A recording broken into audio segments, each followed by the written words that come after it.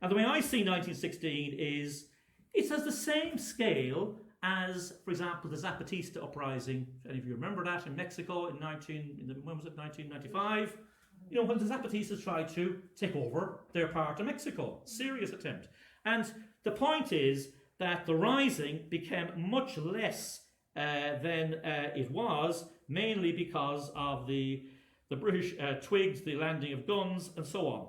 But the point I'm making is when Patrick Pearse was surrendering, he said, if our original plans had come true, and the original plan was occupy the centre of Dublin, draw the British Army in, and then surround them with contingents coming from the west of Ireland, North Dublin, and catch them in the pincer movement and defeat them. That was the plan.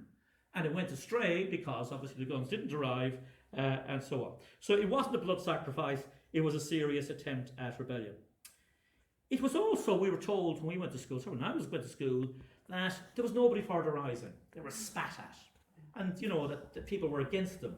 And this idea has been put across sometimes by what I would call the revisionist historians who wants to smack down the people who led the rising, and also, to be fair, sometimes Republicans. Because if you were fighting, let's say, in Northern Ireland, and, you know, some bomb went off and everybody turned against you, you felt, you know, people in 1916, they were spat at, but they eventually came true. Now, it's not true.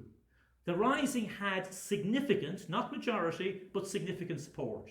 When, for example, Eamon de Valera's contingent was marching down from Ringsend into Hogan Place and Pearse Street, they were met with massive cheering. That's what they say.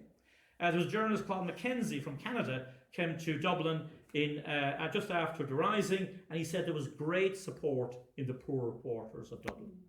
Now, the wealthy hated the rising, and obviously women who depended on the separation allowance weren't too pleased with the rising, but there was significant, not majority, but significant support for the rising.